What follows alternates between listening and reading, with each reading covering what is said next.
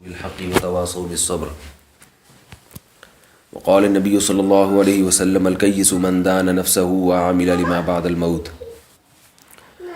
بیان چونکہ خواتین میں ہے اس لیے شریعت کے وہ احکام جن کا خواتین سے خاص تعلق ہے انہی احکام کے بارے میں اور ان میں جو کوتاہیاں ہوتی ہیں اسی بارے میں کچھ باتیں عرض کروں گا۔ اللہ تعالیٰ صحیح طرح سے بات کہنے کی، سننے کی، سمجھنے کی اور عمل کرنے کی توفیق عطا فرمائے۔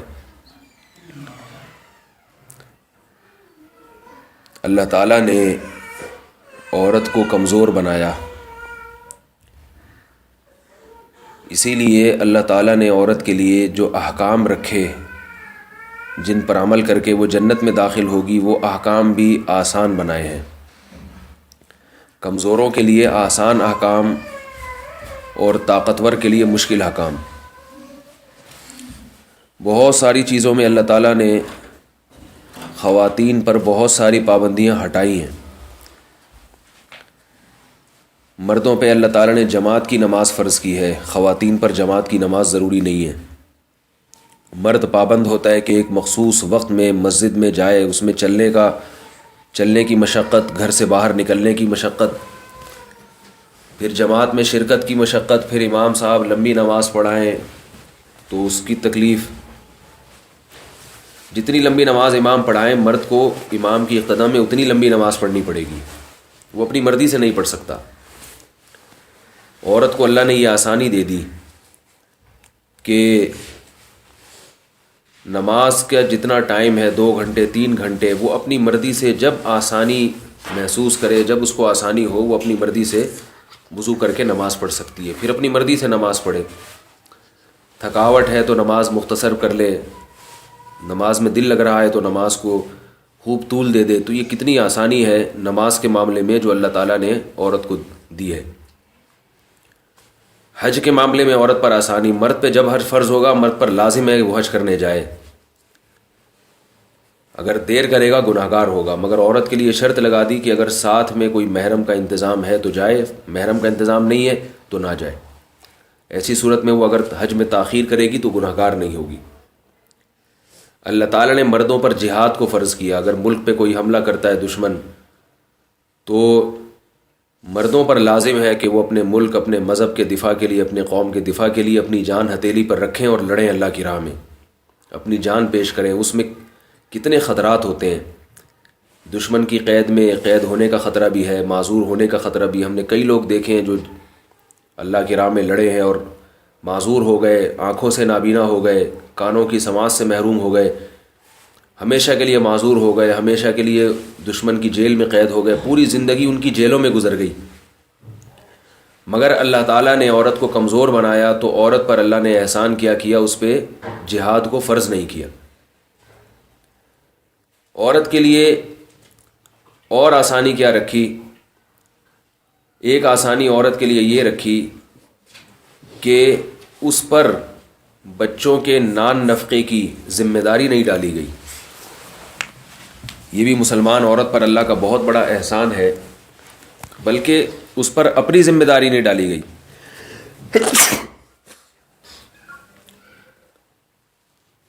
ہماری شریعت نے عورت کا اور اس کے بچوں کا جتنا بھی خرچہ ہے، اس کی جتنی بھی ذمہ داریاں ہیں وہ ساری مرد کے کندھوں پہ ڈالی ہیں۔ جو حضرات یورپ امریکہ میں رہتے ہیں آپ ان سے پوچھیں کہ وہاں خواتین اپنا کماتی ہیں اور ان کے شوہر اپنا الگ سے کماتے ہیں۔ مرد اپنی بیوی کی ذمہ داری اٹھانے کے لیے، قبول کرنے کے لیے تیار نہیں ہوتا۔ مرد اپنے بچوں کا خرچہ اٹھانے کے لیے تیار نہیں ہوتا، وہ دستبردار ہو جاتا ہے، کہتے میں نہیں اٹھاؤں گا۔ خواتین عدالت میں کیس کرتی ہیں کہ یہ میرے بچوں کا باپ ہے لہذا اس سے ان بچوں کا خرچہ لیا جائے۔ عدالت مجبور کرتی ہے شوہر کو کہ بھئی تم اپنے بچوں کا خرچہ اٹھاؤ۔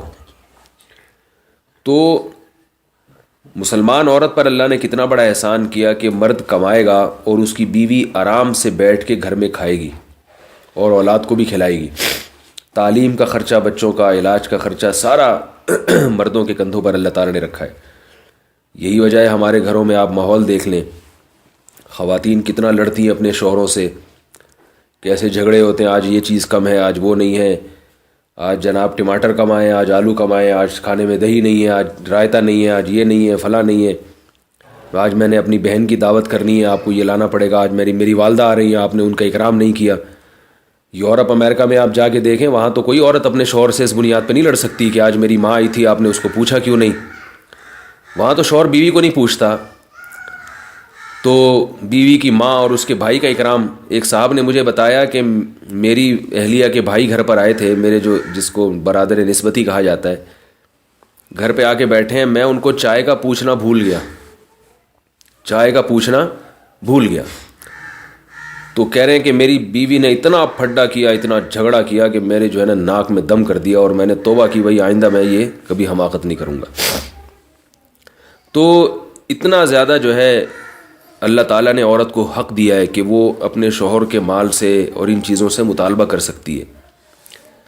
لیکن حیرت کی بات یہ ہے کہ عورت کے لیے دین اتنا آسان بنایا کہ نہ کمانے کی ذمہ داری اس کے اوپر، نہ بچوں کو کما کے کھلانے کی ذمہ داری، بلکہ حضرات فقہاء نے لکھا ہے کہ عورت کتنی ہی مالدار کیوں نہ ہو، پھر بھی اس کا خرچہ اس کے شوہر کے ذمہ ہے، تو اتنی آسانیاں اللہ نے عورت پہ رکھی۔ مرد پر لازم ہے کہ وہ کمائے۔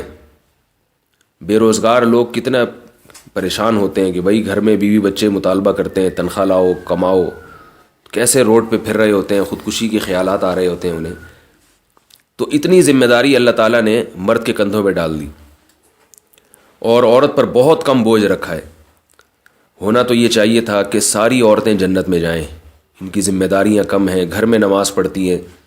پھر نمازوں میں بھی اللہ تعالیٰ نے آسانی رکھی کہ مرد تو جب سے بالغ ہوتا ہے موت تک نماز پڑھتا ہی رہتا ہے۔ اللہ نے عورت کا نظام ایسا بنایا، اس کی صحت کا، اس کی جسامت کا، کہ اس پر ہر مہینے ایک ہفتہ 10 دن 3 دن 4 دن وہ نمازوں پہ بھی اس کے معاف ہیں، وہ نماز نہیں پڑھ سکتی اس میں، اور آسانی کر دی۔ رمضان کے روزے مرد رکھتے ہیں، چاہے گرمی ہو سردی ہو، وہ پورا مہینہ ان کو مسلسل روزہ رکھنا پڑے گا، کچھ بھی ہو جائے۔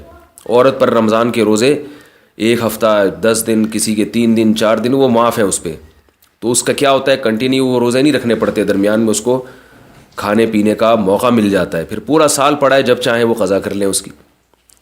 تو آسانیاں ہی آسانیاں۔ ہونا تو یہ چاہیے تھا کہ تمام عورتیں جنت میں جاتی، اور مرد اپنی ذمہ داریاں پوری نہ کرنے کی وجہ سے سارے کے سارے جہنم میں جاتے۔ لیکن عجیب بات ہے، رسول اللہ صلی اللہ علیہ وسلم نے فرمایا کہ میں نے جہنم میں عورتیں زیادہ دیکھی ہیں اور مرد کم۔ اور آپ صلی اللہ علیہ وسلم نے یہ بات خواتین ہی کو بتائی، صحابیات کو، کہ جہنم میں عورتوں کی تعداد زیادہ ہوگی۔ صحابیات حیران ہوئی، یا رسول اللہ عورتیں کیوں جہنم میں زیادہ جائیں گی؟ آپ صلی اللہ علیہ وسلم نے فرمایا تکفرن العشیر و تکثرن اللعن، اس لیے جہنم میں خواتین زیادہ ہوں گی، ان کا دین بہت آسان ہے، مگر اس آسان پہ بھی عمل کرنے کے لیے تیار نہیں ہوں گی۔ وہ کیا ہے؟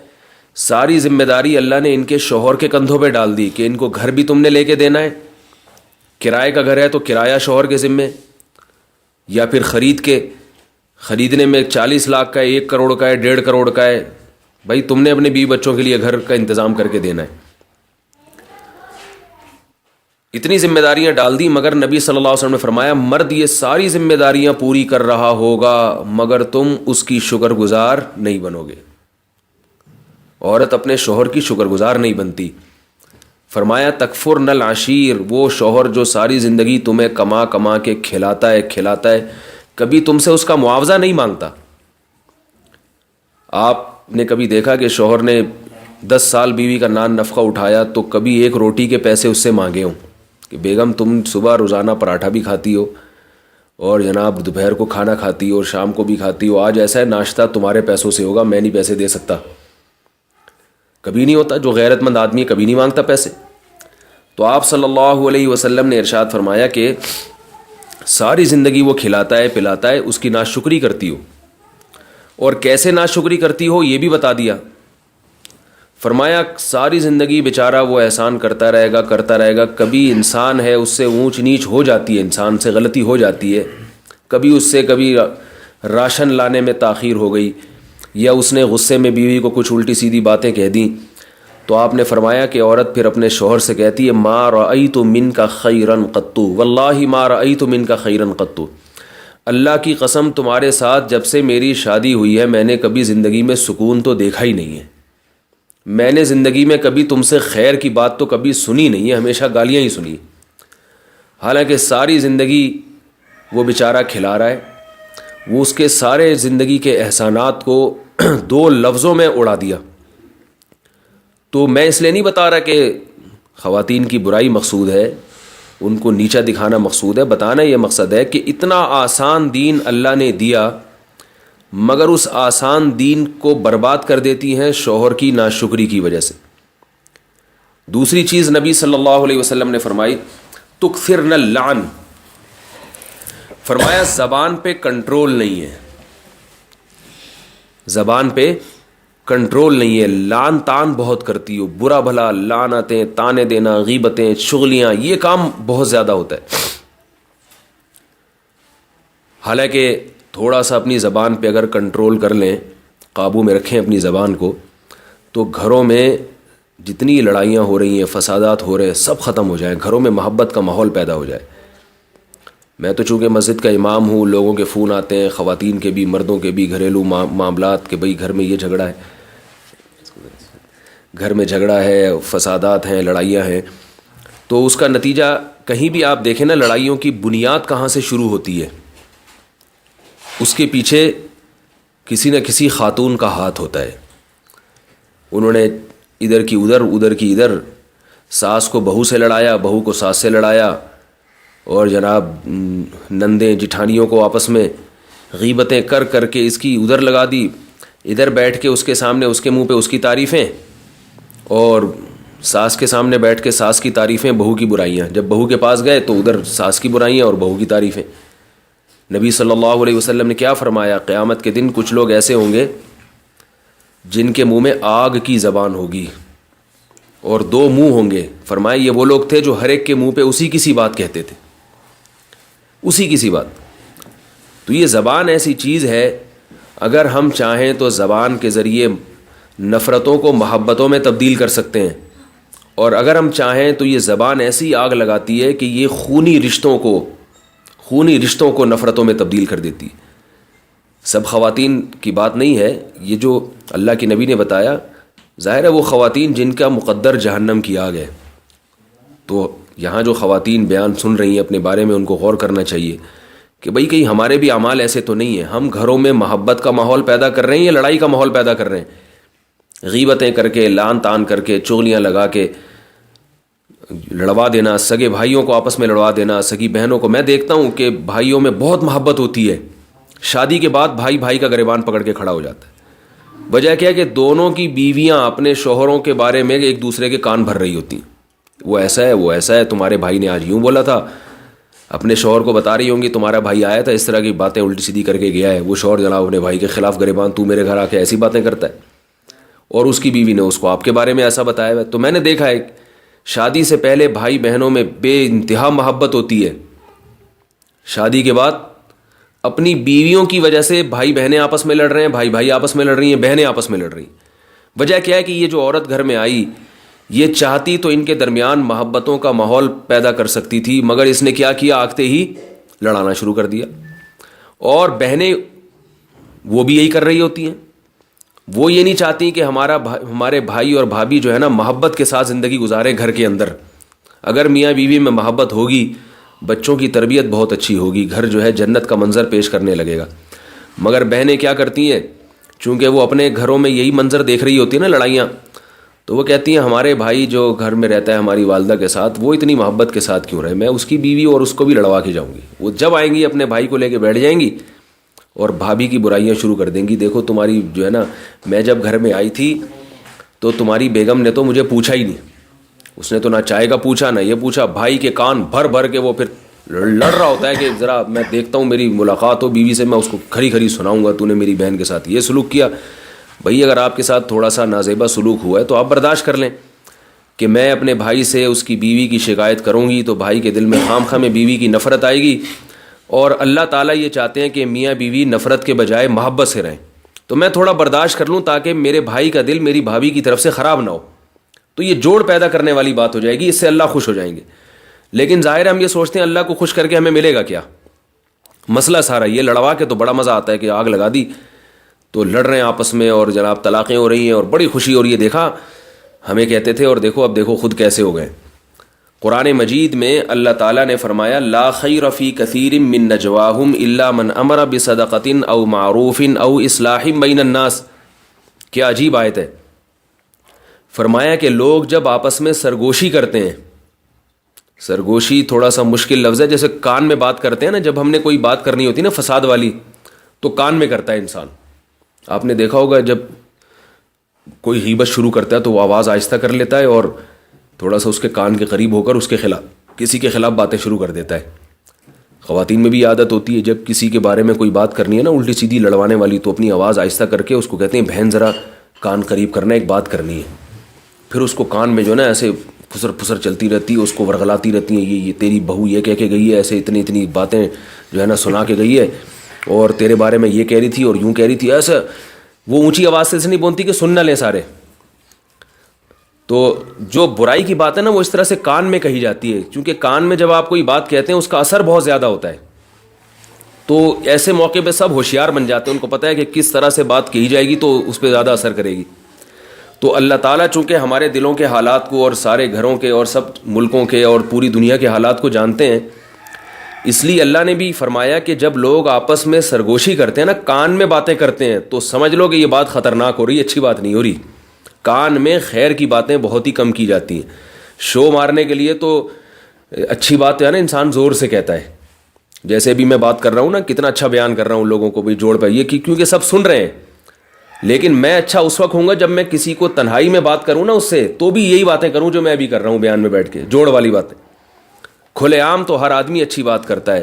خواتین بھی جب کسی محفل میں ہوں گی تو کھلے عام تو بات ممکن ہے، بہت اچھی باتیں کہ بہن نماز پڑھا کرو، بہن روزہ رکھا کرو، بہن جو ہے نا جو ہے گھروں میں فساد نہ پیدا کیا کرو. لیکن بات یہ ہوتی ہے کہ جب عملی طور پر ہم اس پر عمل کرتے ہیں پھر کیا کرتے ہیں.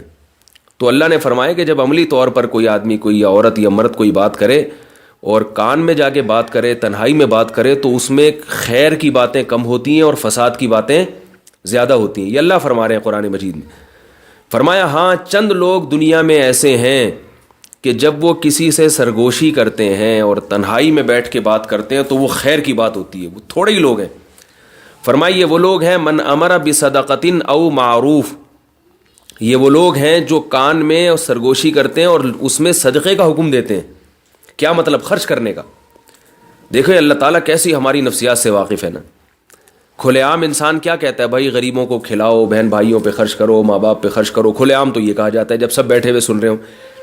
لیکن اگر خرچ کرنے کی باری آئے، شوہر خرچ کر رہا ہے اپنی بہن پر، اپنے بھائی پر، اپنی ماں پر، تو پھر بیوی کان میں جو اس کو جا کے کہتی ہے وہ یہ نہیں کہتی کہ ماشاءاللہ بڑی خوشی ہو رہی ہے، آپ اپنی ماں کا بھی خیال کرتے ہیں، آپ ماشاءاللہ اپنی بہن کا بھی خیال کرتے ہیں. کھلے عام تو وہ یہی کہہ رہی تھی. جب بہنیں سن رہی ہیں، ماں سن رہی ہیں، پھر کیا کہتی ہے؟ دیکھو میں تو ان کو کہتی ہوں کہ ذرا ماں کا بھی خیال کر لیا کرو، میں تو ان کو کل سے کہہ رہی ہوں کہ ذرا بہن کا بھی خیال کیا کرو. تو ان کے سامنے تو یہ بات. لیکن جب رات کو کمرے میں اکیلے ہوتے ہیں تو پھر کان میں جو اس کے کانا پھوسی ہوتی ہے وہ یہ نہیں ہوتی. وہ کہتی کیا میرا حق نہیں ہے، میرے بچے نہیں ہیں، سارا اسی کو کھلا دو گے کیا؟ تو کیوں ماں پہ کیوں خرچ کر رہے ہو؟ وہ تو ہے نا ان کا بیٹا فلاں ہے نا، وہ کھلانے والا، ان کو وہ خرچ کرنے والا ہے نا. تو جب کان میں باتیں ہوتی ہیں نا تو وہ کنجوسی کی باتیں ہوتی ہیں کہ نہیں خرچ کرو، سارا مجھے دو، پوری تنخواہ جو ہے نا مجھے لا کے حساب کتاب دیا کرو. جیسے کوئی ایسا جو ہوتا ہے نا تھانے دار وہ رپورٹ رکھتا ہے ہر ایک کی کہ کون کیا کر رہا ہے، تو بالکل یہ حساب کتاب ہوتا ہے. تو اللہ نے کیا فرمایا کہ خیر کی بات کیا ہے کہ تم جب تنہائی میں باتیں کرو تو لوگوں کو خرچ کرنے کی ترغیب دو کہ بھائی مجھ پہ بھی خرچ کریں، بچوں پہ بھی خرچ کریں، لیکن اپنی بہن کا بھی خیال کیا کریں. آپ کی بہن غریب ہے، وہ بیچاری قسم پرسی کی حالت میں ہے، تو تھوڑا سا اللہ نے آپ کو چونکہ مال زیادہ دیا ہے تو تھوڑا سا وہاں بھی خرچ کر دیا کریں، تھوڑا بہت اپنی ماں کا بھی خیال کیا کریں. تو اگر عورتیں گھر میں شوہر کو اس طرح کی باتیں سجھانا شروع کر دیں، بیوی کہنا شروع کر دے کہ بھئی ماں پہ بھی خرچ کیا کرو، بہنوں پہ بھی خرچ کیا کرو، تو آپ اندازہ لگائیں کہ کیسا گھروں کا ماحول بن جائے گا. سب سے پہلا فائدہ اس کا یہ ہوگا کہ شوہر کے دل میں بیوی کی محبت بیٹھے گی.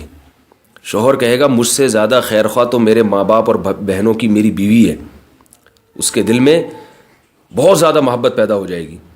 دوسری بات یہ کہ یہ باتیں جب نکلیں گی آگے، اس کو ان کی بہنوں کو ماؤں کو پتہ چلے گا کہ ہماری جو بہو ہے وہ ایسی ہے، تو ان کے دل میں محبت پیدا ہوگی. ان کو پتہ ہوتا ہے کہ یہ ہماری جڑیں کاٹے گی آ کے ہمارے گھر میں، اس لیے نفرتیں پیدا ہوتی ہیں.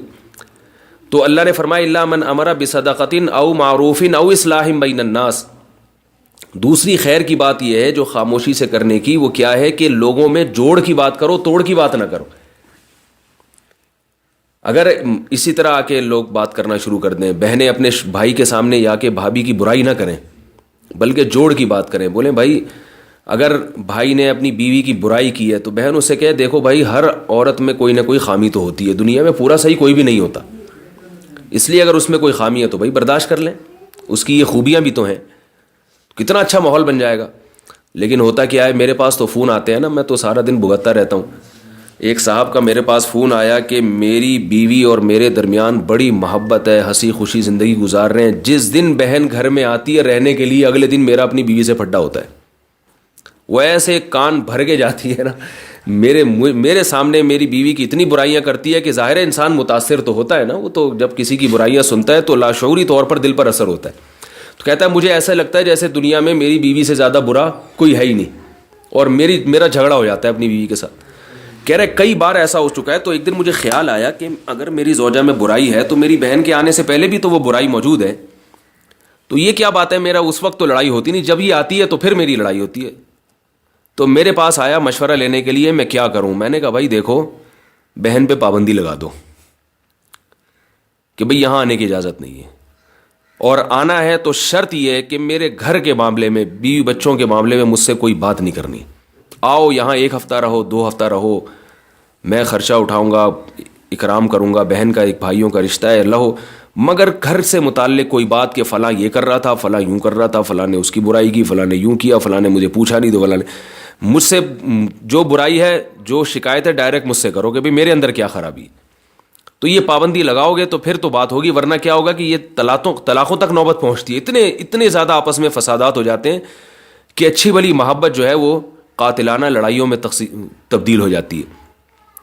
تو اور یہ اسی طرح معاملہ الٹا بھی ہوتا ہے، وہ بیگم جو ہے نا اس کی بہنوں سے اس کو ورغلا رہی ہوتی ہے. تو اللہ تعالیٰ تو یہ چاہتے ہیں محبت کا ماحول ہو، غیبتیں نہ ہو گھروں میں، مگر کیا ہو رہا ہے کہ آپس میں ایک دوسرے کے خلاف ورغلا کے.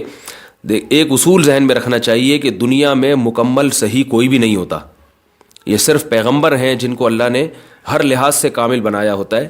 پیغمبروں کے علاوہ دنیا میں کوئی ایسا نہیں ہے کہ جو پورا صحیح ہو. جب بھی گھر میں رہنا ہوتا ہے، گھر کو چلانے کے لیے برداشت والی پالیسی اختیار کرنا پڑتی ہے. آپ دوسروں کی خوبیوں پہ نظر رکھیں، خامیوں کی محبت سے اصلاح کی کوشش کریں، جو اصلاح ہو جائے ٹھیک ہے، نہیں ہو رہی تو اس کو برداشت کیا جائے، اس کو چھوڑ دیا جائے، اسی طرح چلانا ہے اس کو. اللہ کے رسول صلی اللہ علیہ وسلم نے مرد کو بھی حکم دیا. صحابہ کرام نے جب نکاح کیا تو ظاہر ہے ہر شخص میں کو ویسا نہیں ملتا رشتہ جیسا وہ چاہتا ہے. تو اب کیا تھا، حضرت عمر رضی اللہ تعالیٰ عنہ کی طبیعت میں بہت زیادہ سختی تھی، وہ اپنے گھر والوں پہ بہت سختی کرتے تھے. حضرت عمر تقوی کے معاملے میں، دین کے معاملے میں بہت سخت تھے. اتنے سخت تھے کہ ان کی سختی مشہور تھی کہ وہ اگر کہیں بعض دفعہ نکاح کا پیغام بھیجتے تو عورتیں نکاح نہیں کرتی تھیں، ان سے مسترد کر دیتی تھیں کہ ان میں تقوی اتنا ہے کہ ان کے ساتھ گزارا نہیں ہو سکتا ہمارا. لیکن اللہ کے نبی کی تربیت کا اثر تھا کہ حضرت عمر بہت نرم ہو گئے آخر عمر میں.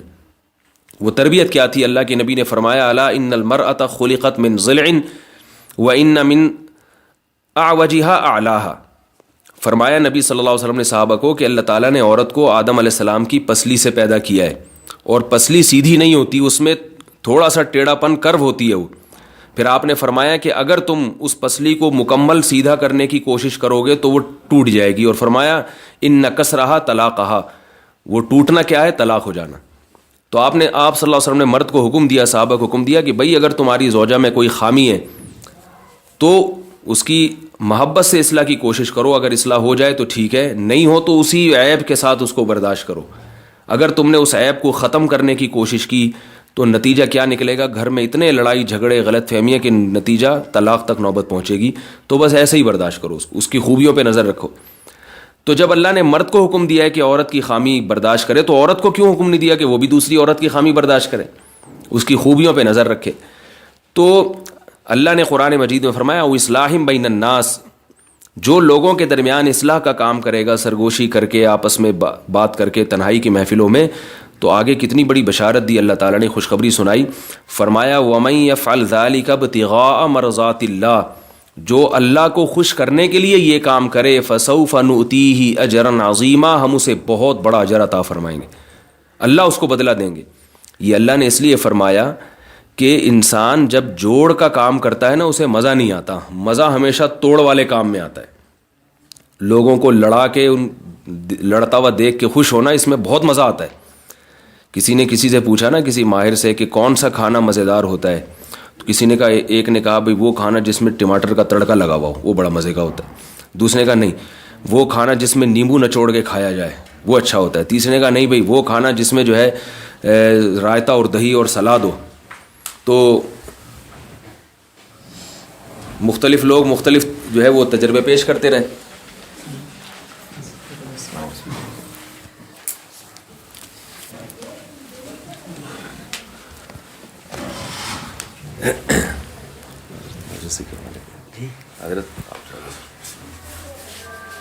تو مختلف لوگ جو تھے وہ مختلف تجربے پیش کرتے رہے کہ بھئی یہ کھانا مزیدار ہوتا ہے، کسی نے کہا یہ والا کھانا مزیدار ہوتا ہے، کسی نے کہا یہ. ایک آدمی تھا بڑا عقل مند، اسے لوگوں کا تجربہ تھا ماحول کا، اس نے کہا بھائی مسور کی دال ہو بالکل ابلی ہوئی پھیکی، لیکن دو آدمی کھائیں اور کسی تیسرے کی غیبت کرتے ہوئے کھا رہے ہوں، پھر بڑا مزہ آتا ہے. سب نے اتفاق رائے کیا کہ بھئی واقعی اس سے زیادہ مزیدار کھانا دنیا میں کوئی نہیں ہے، کہ بے شک پانی میں ابالا ہو، نہ اس میں نمک ہو نہ مرچ ہو، لیکن اس میں کسی تیسرے کی غیبت شروع کر دیں تو پھر دیکھیں اس کھانے میں اتنا دل لگتا ہے، ایسا مزہ آتا ہے، دل چاہتا ہے کہ کھاتے ہی چلے جاؤ اور جو ہے وہ ختم نہ ہو. تو اتنی مزیدار چیز ہے غیبت، اتنی مزیدار چیز ہے. کسی پہ بہتان لگانا، غیبت کہتے ہیں کسی میں کوئی برائی موجود ہو اور آپ اس کی غیر موجودگی میں اس کی عزت کو اچھال رہے ہیں اس برائی کا بیان کر کے، اور بہتان کہتے ہیں اس میں وہ برائی موجود ہی نہیں ہے، آپ کو غلط فہمی ہوئی ہے اور آپ اس پر الزام لگا رہے ہیں. تو بہتان میں بھی بڑا مزہ آتا ہے، غیبت میں بھی بہت مزہ آتا ہے. اسی وجہ سے اللہ نے کیا فرمایا، اور اصلاح ایسی چیز ہے جس میں بالکل بھی مزہ نہیں آتا. کسی کی تعریف کرنا اس کی غیر موجودگی میں، جس سے آپ کا واسطہ پڑتا ہے، آپ کے دل میں اس سے حسد ہے، حسد کی آگ ہے، آپ چاہتے ہیں کہ اس کو اور ذلیل کر دیں، تو ایسے کی تعریف کرنا یہ تو بڑا مشکل کام ہے. لیکن اسی پہ اللہ نے کیا فرمایا، وَمَن يَفْعَلْ ذَلِكَ ابْتِغَاءَ مَرْضَاتِ اللَّهِ، اللہ کو خوش کرنے کے لیے اگر تم یہ کام کرو گے تو کڑواہٹ تو ہے اس میں، لیکن اس کڑواہٹ کو میں جنت کی مٹھاس سے تبدیل کر دوں گا. فَسَوْفَ نُؤْتِيهِ أَجْرًا عَظِيمًا، بہت بڑا اجر عطا کروں گا میں. اب دیکھیں ایک مثال دیتا ہوں اس کی میں، کہ آپ چاہتے ہیں کسی کی غیبت کر کے اس کی عزت کو تار تار کر دیں، لڑوائیں گھروں میں، بڑا مزہ آ رہا ہے. لیکن اگر اس موقع پر میں ایک بہن اور بھابھی کی مثال دیتا ہوں نا، کیونکہ زیادہ تر لڑائیاں ساس بہو اور بہن بھابیاں انہی میں ہوتی ہیں. بہن آ رہی ہے اپنے شوہر کو بھابھی کے خلاف ورغلا کے جا رہی ہے. اگر اسے اس موقع پر کوئی یہ کہہ دے، کوئی مولوی صاحب کہتے ہیں کہ تم جب جاؤ گی نا اپنے بھائی کے گھر ملنے کے لیے تو اس کی بیوی کی تعریفیں کرنا اور کہنا تمہاری بیوی بہت اچھی ملی ہے، اس سے بہت محبت کرو، جتنی پہلے کرتے تھے اس سے بھی زیادہ کرو. تو بہن کہے گی بھائی کیوں، اس میں تو یہ برائی ہے، اس میں تو یہ برائی ہے، اس میں تو یہ خرابی ہے، میں کیوں کروں تعریف. تو اگر کوئی مولوی صاحب کہیں بھائی ایک دفعہ تعریف کے تمہیں 1000 روپے ملیں گے، ٹھیک ہے نا، ایک دفعہ تعریف کرو، وہاں میرا ایک بندہ بیٹھا ہوا ہے جو لکھ رہا ہوگا کہ تم نے کتنی تعریفیں کی ہیں، کتنی برائی کرنے پر 1000 روپے کٹیں گے، جرمانہ لگے گا، اور ایک تعریف کرنے پر 1000 روپے ملیں گے. تو کیا خیال ہے پھر؟ میرا خیال ہے پھر صرف اس لیے بھائی کے گھر جائے گی تاکہ بھابھی کی تعریفیں کر کے آؤں میں، ٹھیک ہے نا، نہیں ضرورت بھی نہیں ہوگی جانے کی، لیکن جائے گی اسی نیت کے ساتھ کہ بھائی ایک دفعہ تعریف کے مجھے 1000 روپے مل رہے ہیں، کیونکہ دنیا کے 1000 کا پتہ ہے کہ اس کی قدر و قیمت کیا ہے. تو اللہ تعالیٰ نے بتا دیا کہ تم جب اصلاح کی کوشش سے سرگوشی کرو گے، کسی کی تعریف کرو گے تاکہ لوگوں کے دل میں اس سے محبت پیدا ہو. عورت اپنے بھائی کے سامنے تعریف کرے گی تاکہ اس کے بھائی کے دل میں جو ہے نا بھابھی کی محبت پیدا ہو، اور بھابھی جو ہے نا وہ اپنے نند کی تعریف کرے گی تاکہ بھائی اور بہنوں کا رشتہ آپس میں جڑا رہے. اور اللہ فرماتے ہیں تمہیں کوئی 1500 روپے نہیں دے رہا، میں تم سے وعدہ کرتا ہوں، معاہدہ کرتا ہوں کہ میرے فرشتے ہیں جو تمہارے تعریفی کلمات اور تمہاری زبان سے نکلا ہوا ایک ایک لفظ محفوظ کر رہے ہیں، اور اس کے بدلے میں تمہیں اس کا صرف اجرت نہیں دوں گا. اگر اللہ صرف اتنا کہہ دیتے نا میں اس کا بدلہ دوں گا تمہیں، تو اللہ کا بدلہ ویسے ہی بہت بڑا ہے، اور اللہ نے اس کے ساتھ عظیم کی صفت بھی بڑھا دی کہ اجرن عظیمہ، بہت بڑا اجر دوں گا میں تمہیں، تو سوچیں پھر اللہ کا بڑا اجر کتنا ہوگا. تو یہ سوچ کے کہ اس جوڑ پیدا کرنے پر، گھروں میں محبت کا ماحول پیدا کرنے پر جو کمیشن ملے گا وہ اللہ کی طرف سے ملے گا، اور وہ اصل کمیشن تو آخرت میں ملے گا، لیکن وہ جو دنیا میں اللہ اس کو نقد میں دے دیتے ہیں وہ کیا ہے کہ اس کی محبت اللہ لوگوں کے دلوں میں ڈال دیتے ہیں. آہستہ آہستہ لوگوں میں یہ بات ہوتی ہے کہ بھائی یہ خاتون جو ہے نا یہ لڑائی کا کام نہیں کرتی، اس کو ہم نے جب بھی اس کے منہ سے کوئی لفظ سنا ہے اس کے منہ سے ہمیشہ پھول جھڑتے ہیں، کانٹے نہیں نکلتے. اور جو خواتین غیبتیں کرتی ہیں گھروں میں جا کے، وقتی طور پر تو ان کی عزت ہو جاتی ہے، لوگ کہتے ہیں ہاں بھائی بالکل کلیئر کٹ بات کرتی ہے، جو ہے نا ویسی بات کرتی ہے وقتی طور پر، لیکن آہستہ آہستہ نفرتیں پیدا ہونا کہ بھائی اس کا کام ہے لڑوانا، اس کے منہ سے ہمیشہ کانٹے نکلتے ہیں، آگ برستی ہے. تو دنیا میں اللہ اس کو یہ اجر دیتے ہیں کہ اس کی محبت لوگوں کے دلوں میں پیدا ہو جاتی ہے. تو اللہ کے رسول صلی اللہ علیہ وسلم نے دوسری بات کیا فرمائی؟ تکثرن اللعن، کہ خواتین اپنی زبان پہ کنٹرول نہیں کرتی، قابو نہیں رکھتی، لعن طعن بہت کرتی ہیں. تو عورت کے لیے ایک آسانی یہ رکھی کہ وہ اپنی زبان پہ کنٹرول کر لے، بس تالا لگا دے زبان کو. بھئی خیر کی بات کرنی ہے، شر کی بات نہیں کرنی ہے، تھوڑا سا سوچ لے. اور شوہر کا شکر گزار بن کے رہنا ہے، اور 5 وقت نماز کی پابندی کر لے تو جنت ہے اس کے لیے. اس پہ وہ احکام اللہ نے ڈالے ہی نہیں ہیں جو مردوں پہ ذمہ داریاں ڈالی ہیں. کتنے سارے، میں نے جیسے بھی بیان کے شروع میں بتایا، کتنی ساری ذمہ داریاں جو اللہ نے مرد کو جن کا مکلف بنایا وہ عورتوں پہ نہیں. تو پردہ کر لیں. پردے کا حکم میں یہ بات یاد رکھیں جیسے غیر مردوں سے پردہ فرض ہے، تو اسی طرح کچھ گھر میں رہنے والے نامحرم ہیں ان سے بھی عورت پہ پردہ فرض ہے. ان میں دیور ہے، جیٹھ ہے، چچا زاد بھائی ہے، پھوپھی زاد بھائی ہے، ہر وہ شخص جس سے زندگی میں کبھی بھی نکاح ہو سکتا ہے عورت پر اس سے پردہ فرض ہے. البتہ علماء کہتے ہیں کہ گھر میں جب جوائنٹ فیملی ہوتی ہے اس میں پردے میں کچھ آسانیاں رکھی ہیں، کیونکہ اب 3-4 بھائی اکٹھے گھر میں رہتے ہیں تو ان کی بیویاں آپس میں، اب ایسا تو نہیں ہو سکتا نا کہ 24 گھنٹے کے لیے برقع پہن کے رکھیں گھر میں، تو اس میں پھر آسانی رکھی ہے. بھائی ذرا موٹی سی چادر سر کے اوپر رکھیں، اگر دیور کبھی سامنے سے گزرنا ہو تو تھوڑا سا گھونگھٹ آگے کر دیا تاکہ چہرے پہ اس کی نظر نہ پڑے. پھر بھی اگر اتفاقی طور پہ نظر پڑ جائے تو وہ معاف ہے. اور دیور کے سامنے بیٹھ کے اس سے بات چیت نہ کریں، یہ بے پردگی ہے. اگر دیور سے کبھی کوئی بات کرنی ہے تو تھوڑا چادر ہونی چاہیے، پلو ہونا چاہیے چہرے کے آگے، گھونگھٹ ہونا چاہیے، اس میں آپ اس سے بات کریں. تو یہ آسانی اللہ نے رکھ دی ہے. گھر سے باہر نکلنا ہے تو مکمل پردہ کرنا پڑے گا، گھر میں رہتے ہوئے نامحرم سے پردہ کرنا ہے تو اس کا یہ طریقہ رکھا ہے. لیکن دیور کے سامنے بیٹھ کے اس سے گپے مارنا، اس سے ہا ہا ہو کرنا اور ایسے فری ہو جانا، یہ جائز نہیں ہے. یہ اللہ کے احکامات کی دھجیاں اڑانا ہے. قرآن مجید میں اللہ تعالیٰ نے وہ تمام رشتہ دار ایک ایک کر کے بیان کیے جن سے عورت کا پردہ فرض ہے، اور وہ ان کی تفصیل بیان کی ہے جن کے سامنے عورت آ سکتی ہے. لا جناح علیہن فی آبائہن ولا ابنائہن، پوری اللہ نے تفصیل بیان کی. بھئی اپنے باپ کے سامنے آ سکتی ہو، اپنے بیٹوں کے سامنے آ سکتی ہو، ابنائی اخوانہن، اپنے بھائیوں کے بیٹوں کے سامنے آ سکتی ہو، اپنی بہنوں کے بیٹوں کے سامنے، بھتیجوں کا، بھانجوں کا، جو محرم تھے اللہ نے سب کا ذکر کر دیا. آبائی بعولتہن، اپنے سسر کے سامنے جا سکتی ہو. تو ایک ایک کا جو ہے نا اللہ نے ذکر کر دیا، یہ بتانے کے لیے کہ ایسا نہ ہو کہ بعد میں کوئی تمہیں مسئلہ بتائے کہ یہ محرم ہے یہ نامحرم ہے، تم کہو یہ تو علماء کے اختلافات ہیں آپس میں. تو اللہ نے خود ہی قرآن میں بیان کر دیا. بھئی قرآن میں جو چیز بیان ہوتی ہے اس میں تو کوئی اختلاف ہو ہی نہیں سکتا. تو یہ چند احکام ہیں، اگر خواتین اس پہ عمل کر لیں، اور ان میں سب سے زیادہ اہم حکم پردے کا ہے اور زبان پہ کنٹرول کرنے کا.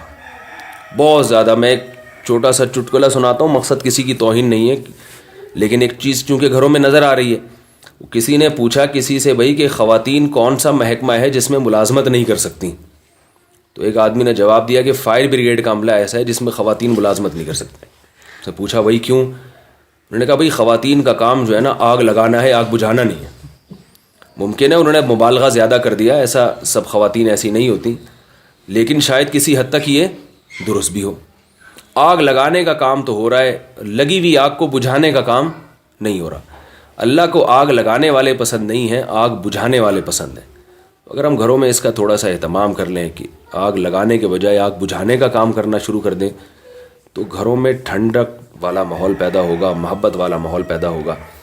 تو تھوڑا سا زبان پہ کنٹرول کرنے کی ضرورت ہے. اللہ تعالیٰ مجھے بھی ان باتوں پہ عمل کی توفیق عطا فرمائے. یہ میں چونکہ بیان خواتین میں اس لیے یہ باتیں کر رہا ہوں. بعض لوگ کہتے ہیں کہ یہ کیا ہے، ساری برائیاں انہوں نے عورتوں کی بیان کی ہیں، تو وہی اس لیے کہ بیان خواتین، مگر یہ مردوں میں کی بات ہوتی تو پھر میں ان کو بتاتا، مرد بھی بہت کچھ کرتے ہیں، دفتروں میں بھی غیبتوں کا ماحول ہوتا ہے اور بہتان تراشیاں ہوتی ہیں، ہر جگہ ہر کچھ ہو رہا ہے، اپنی ذمہ داریاں پوری نہیں کی جاتی. تو خواتین یہ نہ سمجھیں کہ بھئی یہ ان میں کوئی خوبی نہیں ہے. اصلاح کی بات میں تو وہی بات کی جاتی ہے نا جو برائی ہوتی ہے. اگر کوئی کسی ڈاکٹر کے پاس جائے تو ڈاکٹر یہ تھوڑی دیکھے گا کہ اس میں کیا کیا خوبیاں ہیں مریض میں، اس کی آنکھ بھی صحیح ہے، اس کی ناک بھی صحیح ہے، یہ سن بھی صحیح رہا ہے. وہ تو ڈاکٹر تو یہ دیکھے گا اس میں جو ہے نا بیماری کیا ہے. اس لیے ہمارے بڑے حضرات کہتے ہیں کہ بھائی جب بات کرو تو پھر یہ نہ دیکھو کہ اس میں خوبیاں کیا ہیں، اس میں تو پھر یہ دیکھی جاتی ہے بھائی معاشرے میں برائیاں کیا کیا ہیں، تو ان برائیوں کو. باقی اللہ نے ہماری عورتوں کو جو خوبیاں عطا فرمائی ہیں وہ بھی بہت ہیں دنیا میں. آپ اگر باہر ملکوں میں جائیں گے تو ان کی عورتیں وفا نہیں کرتی ہیں اپنی شوہروں کے ساتھ. ہماری عورتیں اللہ کا شکر ہے اپنے شوہروں سے وفا کرتی ہیں. جب ان کی زندگی میں شوہر آتا ہے تو صرف شوہر ہی ہوتا ہے، کوئی دوسرا مرد نہیں ہوتا زندگی میں. یہ بڑی خوبی کی بات ہے. تو حیا ہے، شرم ہے، یہ سب چیزیں ہیں، لیکن آہستہ آہستہ یہ چیزیں ختم ہوتی جا رہی ہیں. گھر جب ٹوٹیں گے تو پھر یہی چیزیں ہوں گی. تو اس لیے ان میں محبت کا ماحول پیدا کرنے کی ضرورت ہے. اللہ اس کے رسول صلی اللہ علیہ وسلم کے احکامات پہ عمل کی ضرورت ہے تاکہ ہمارا جو یہ ماحول ہے یہ برقرار رہے. اور رسول اللہ صلی اللہ علیہ وسلم نے جو فرمایا کہ خواتین جہنم میں زیادہ جائیں گی ان 3 باتوں کی وجہ سے جس پر میں نے بات کی ہے، بیان کی، تو یہ 3 باتوں سے اجتناب کریں تاکہ یہاں جو خواتین بیٹھی ہیں وہ ان عورتوں میں نہ ہو جو جہنم میں جائیں گی، بلکہ یہ ان تھوڑی عورتوں میں ہو جو جنت میں جائیں گی. اللہ تعالی ہم سب کو جنت میں لے جانے والا بنائے اور ہر قسم کے صغیرہ کبیرہ گناہ سے بچنے کی توفیق عطا فرمائے. سبحانک اللہم و بحمدک، نشہد ان لا الہ الا انت، نستغفرک و نتوب الیک.